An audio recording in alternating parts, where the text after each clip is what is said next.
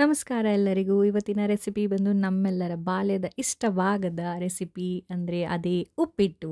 ಆದರೆ ಡಿಫ್ರೆನ್ಸ್ ಏನೆಂದರೆ ಇದು ಹಿತಕಿದ ಅವರೇ ಬೇಳೆ ಉಪ್ಪಿಟ್ಟು. ಮೇನ್ ಇಂಗ್ರೀಡಿಯೆಂಟ್ ಅಂದರೆ ಹಿತಕಿದ ಅವರೇ ಬೇಳೆ.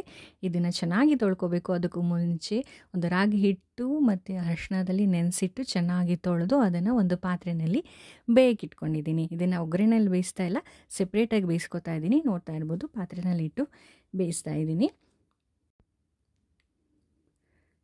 ಸೊ ನಾವು ಹಾಕಿರೋ ನೀರೆಲ್ಲ ಪಂಗಿ ಇವಾಗ ಇಷ್ಟಾಗಿದೆ, ನೋಡ್ತಾ ಇರ್ಬೋದು. ಇವಾಗ ಇಷ್ಟು ಬೆಂದಿದೆ.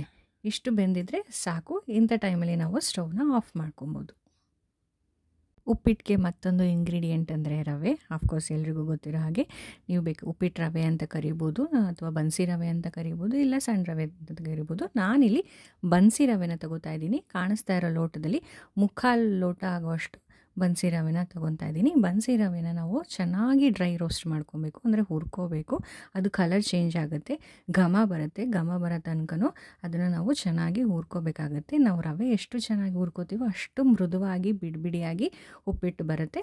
ಸೊ ನಾವು ಅದನ್ನು ಮೀಡಿಯಮ್ ಫ್ಲೇಮ್ ಅಥವಾ ಸಣ್ಣ ಉರಿನಲ್ಲೇ ಹುರ್ಕೊಂಡ್ರೆ ಒಳ್ಳೆಯದು. ಅದು ಬಣ್ಣ ಬದಲಾಗ್ತಾ ಇದ್ದಂಗೆ ನಾವು ಆ ರವೆನ ಪಕ್ಕದಲ್ಲಿ ಎತ್ತಿಟ್ಕೊಬೇಕು.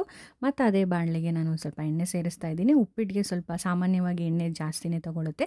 ಸೊ 4 ಟೇಬಲ್ ಸ್ಪೂನ್ ಆಗೋಷ್ಟು ಎಣ್ಣೆ ತೊಗೊಂಡಿದ್ದೀನಿ. ಅದ್ರ ಜೊತೆಗೆ ಒಂದು ಸ್ವಲ್ಪ ಸಾಸಿವೆ, ಜೀರಿಗೆ, ಉದ್ದಿನಬೇಳೆ, ಕಡಲೆಬೇಳೆನ ಹಾಕ್ಕೊಂಡು ಸ್ವಲ್ಪ ಫ್ರೈ ಮಾಡ್ತಾಯಿದ್ದೀನಿ. ಇದು ಸ್ವಲ್ಪ ಫ್ರೈ ಆಗ್ತಿದೆ ಅನ್ನೋ ಅಷ್ಟೊತ್ತಿಗೆ ಕರಿಬೇವನ್ನ ಸೇರಿಸ್ತೀನಿ. ಕರಿಬೇವನ್ನ ನಾನು ಕಟ್ ಮಾಡ್ಕೊಂಡಿದ್ದಕ್ಕೆ ಸೇರಿಸ್ಕೊತಾ ಇದ್ದೀನಿ. ಇದು ಅಷ್ಟೇ ಸ್ವಲ್ಪ ಫ್ರೈ ಆದರೆ ಸಾಕು, ತುಂಬ ಏನು ಫ್ರೈ ಆಗೋ ಅವಶ್ಯಕತೆ ಇಲ್ಲ. ಇದು ಸ್ವಲ್ಪ ಫ್ರೈ ಆಗ್ತಿದೆ ಅನ್ನೋ ಟೈಮಲ್ಲಿ ನಾನು ಖಾರಕ್ಕೆ ಎಷ್ಟು ಬೇಕೋ ಅಷ್ಟು ಹಸಿಮೆಣ್ಸಿಕಾಯಿನ ಯೂಸ್ ಮಾಡ್ತಾಯಿದ್ದೀನಿ. ಇದು ಖಾರಕ್ಕೆ ನಾನು ಎಷ್ಟಾಗುತ್ತೋ ಅಷ್ಟು ತೊಗೊಂಡಿದ್ದೀನಿ. ಖಾರಕ್ಕೆ ಹಸಿಮೆಣ್ಸಿಕಾಯಿ ಬಿಟ್ಟು ನಾನು ಬೇರೆ ಏನೂ ಬಳಸ್ತಾ ಇಲ್ಲ. ಇದ್ರ ಜೊತೆಗೆ ಒಂದು ಮೀಡಿಯಮ್ ಸೈಜ್ ಆಗೋಷ್ಟು ಈರುಳ್ಳಿನ ಸಣ್ಣದಾಗಿ ಕಟ್ ಮಾಡಿಕೊಂಡು ಅದನ್ನು ಇದ್ರ ಜೊತೆಗೆ ಸೇರಿ ಫ್ರೈ ಮಾಡ್ಕೊತಾ ಇದ್ದೀನಿ. ಈರುಳ್ಳಿನೂ ಕೂಡ ಅಷ್ಟೇ ಒಂದು ಗೋಲ್ಡನ್ ಬ್ರೌನ್ ಅಷ್ಟು ಬಂದರೆ ಸಾಕು, ಇಷ್ಟು ಹದ ಬಂದರೆ ಸಾಕು. ಇಂಥ ಟೈಮಲ್ಲಿ ನಾವು ಹಿತಕಿದ ಬೇಳೆನ ಬೇಯಿಸಿಟ್ಕೊಂಡಿರ್ತೀವಲ್ಲ, ಅದನ್ನು ಇದ್ರ ಜೊತೆಗೆ ಸೇರಿಸಿ ಇದನ್ನು ಫ್ರೈ ಮಾಡ್ಕೋಬೇಕಾಗತ್ತೆ. ಒಗ್ಗರಣೆ ಜೊತೆಗೆ ಸ್ವಲ್ಪ ಫ್ರೈ ಆಗಬೇಕಾಗತ್ತೆ. ಅದು ತುಂಬ ಹೊತ್ತು ಫ್ರೈ ಮಾಡೋ ಅವಶ್ಯಕತೆ ಇರಲ್ಲ, ಯಾಕಂದರೆ ಇದನ್ನು ಆಲ್ರೆಡಿ ನಾವು ಸೆಪ್ರೇಟಾಗಿ ಬೇಯಿಸ್ಕೊಂಡಿರ್ತೀವಿ. ಸೊ ತುಂಬ ಹೊತ್ತು ಫ್ರೈ ಮಾಡೋ ಅವಶ್ಯಕತೆ ಇಲ್ಲ. ಸೊ ಸ್ವಲ್ಪ ಬೆಂದಿದೆ ಅನ್ನೋ ಟೈಮಲ್ಲಿ ನಾವು ಆ ನೀರನ್ನು ಆ್ಯಡ್ ಮಾಡ್ಕೊಬೋದು. ಅದಕ್ಕೂ ಮುಂಚೆ ನಾನು ಸ್ವಲ್ಪ ಪ್ಲೇಟ್ನ ಮುಚ್ಚಿ ಬೇಯಕ್ಕಿಡ್ತಾಯಿದ್ದೀನಿ. ಇದನ್ನೆಲ್ಲ ನಾನು ಸಣ್ಣ ಉರಿನಲ್ಲೇ ಮಾಡ್ತಾಯಿದ್ದೀನಿ. ಸೊ ಇವಾಗ ನೋಡ್ತಾ ಇರ್ಬೋದು, ನೋಡಿ ಒಗ್ಗರಣೆಯ ಜೊತೆಗೆ ಹೊಂದ್ಕೊಂಡಿದೆ, ಕಾಳೆಲ್ಲ ಚೆನ್ನಾಗಿ ಹೊಂದ್ಕೊಂಡಿದೆ. ಇವಾಗ ನೋಡ್ಬೋದು ಕಾಳು ಕೂಡ ಬೆಂದಿದೆ.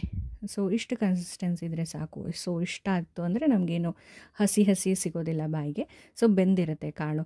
ಇಷ್ಟು ಬೆಂದಿರೋ ಟೈಮಲ್ಲಿ ನಾವು ನೀರು ಹಾಕೋತೀನಿ. ನಾನು ನೀರಿಗೆ 1 ಗ್ಲಾಸ್ ನಾನೇನಾದ್ರು ರವೆ ತೊಗೊಂಡ್ರೆ ಅದಕ್ಕೆ 3 ಲೋಟ ಆಗೋಷ್ಟು ನೀರನ್ನು ಸೇರಿಸ್ತಾ ಇದ್ದೀನಿ. ಇವಾಗ ನಾನು 3/4 ಲೋಟ ಆಗೋಷ್ಟು ರವೆ ತೊಗೊಂಡಿದ್ದೆ, ಅದೇ ಥರ 3/4 ಲೋಟ 3 ಲೋಟ ಅಷ್ಟು ನೀರನ್ನ ನಾನು ಸೇರಿಸ್ಕೊತಾ ಇದ್ದೀನಿ. ನೀರನ್ನ ಸೇರಿಸ್ಕೊಂಡ ತಕ್ಷಣ ಒಂದು ಚೆನ್ನಾಗಿ ಮಿಕ್ಸ್ ಕೊಡಬೇಕಾಗತ್ತೆ. ಇಂಥ ಟೈಮಲ್ಲಿ ನಾನು ಉಪ್ಪನ್ನ ಸೇರಿಸ್ಕೊತೀನಿ. ರುಚಿಗೆ ಎಷ್ಟು ಬೇಕೋ ಅಷ್ಟು ಉಪ್ಪನ್ನ ಸೇರಿಸ್ಕೊಂಡು ಇದಕ್ಕೂ ಕೂಡ ಒಂದು ಚೆನ್ನಾಗಿ ಮಿಕ್ಸ್ ಕೊಡಬೇಕು. ಮಿಕ್ಸ್ ಕೊಟ್ಟಿಲ್ಲ ಅಂತಂದರೆ ಅದು ಸರಿಯಾಗಿ ಮಿಕ್ಸ್ ಆಗೋದಿಲ್ಲ. ಅಲ್ಲಲ್ಲಿ ನಮಗೆ ಸಿಗೋ ಚಾನ್ಸಸ್ಗಳು ಜಾಸ್ತಿ ಇರುತ್ತೆ. ಕಲ್ಲು ಹಾಕೋದ್ರಿಂದ ನಾವು ಇದನ್ನು ಚೆನ್ನಾಗಿ ಮಿಕ್ಸ್ ಮಾಡಿ ಅದನ್ನು ಕುದಿಯೋಕ್ಕೆ ಬಿಡಬೇಕು. ಸೊ ನೋಡಿ ಇವಾಗ ಚೆನ್ನಾಗಿ ಕುದೀತಾ ಇದೆ. ಇಂಥ ಟೈಮಲ್ಲಿ ನಾವು ಹುರಿದಿಟ್ಕೊಂಡಿದ್ವಲ್ಲ ರವೆನ, ಅದನ್ನು ಸೇರಿಸ್ಬೇಕಾಗತ್ತೆ.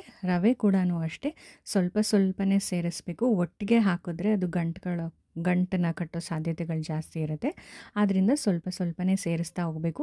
ನಾವು ಗಾಡಿ ಹೇಗೆ ಓಡಿಸ್ತಾ ಇರ್ತೀವಲ್ವ, ಬ್ರೇಕು ಮತ್ತು ಆಕ್ಸಿಲೇಟರ್ನ ಹೇಗೆ ಕಂಟ್ರೋಲ್ ಮಾಡ್ತಾ ಇರ್ತೀವಲ್ಲ, ಅದೇ ಥರ ಇದನ್ನು ಎರಡೂ ನಾವು ಹಿತಮಿತವಾಗಿ ನೋಡಿಕೊಂಡು ಮಿಕ್ಸ್ ಮಾಡ್ಕೊಬೇಕಾಗತ್ತೆ. ಒಂದು ಬಿಟ್ಟರೆ ಒಂದು ಎಡವಟ್ಟಾಗತ್ತೆ. ಸೊ ಅದಕ್ಕೆ ರವೆನೂ ನಿಧಾನಕ್ಕೆ ಹಾಕುವಂಥ ಕೈನೂ ಕೂಡ ನೀಟಾಗಿ ಮಿಕ್ಸ್ ಮಾಡಿಕೊಂಡು ಇದನ್ನು ಸಣ್ಣ ಊರಿನಲ್ಲೇ ಬೇಯಕ್ಕೆ ಬಿಡಬೇಕು. ಸೊ ನೋಡ್ತಾ ಇರ್ಬೋದು, ಸ್ವಲ್ಪ ಕುದಿಯೋಕ್ಕೆ ಸ್ಟಾರ್ಟ್ ಆಯಿತು ಮತ್ತು ಸ್ವಲ್ಪ ಗಟ್ಟಿ ಕೂಡ ಆಗಿದೆ. ಸೊ ಇಂಥ ಟೈಮಲ್ಲಿ ನಾನು ಕೊತ್ತಂಬರಿ ಸೊಪ್ಪನ್ನ ಆ್ಯಡ್ ಮಾಡ್ಕೊತಾ ಇದ್ದೀನಿ. ನನ್ನ ಹತ್ರ ಇತ್ತು ಆ ಟೈಮಲ್ಲಿ, ಅದಕ್ಕೆ ಆ್ಯಡ್ ಮಾಡಿಕೊಂಡು. ಇದು ಕಂಪಲ್ಸರಿ ಏನಿಲ್ಲ, ಆಪ್ಷನಲ್ಲು. ನಿಮ್ಮ ಹತ್ರ ಇದ್ದರೆ ಆ್ಯಡ್ ಮಾಡ್ಕೋಬೋದಾಗಿತ್ತು. ನನ್ನ ಹತ್ರ ಇರಲಿಲ್ಲ ಅಂದರೆ ಖಂಡಿತವಾಗ್ಲೂ ನಾನು ಹಾಕ್ತಾ ಇರಲಿಲ್ಲ.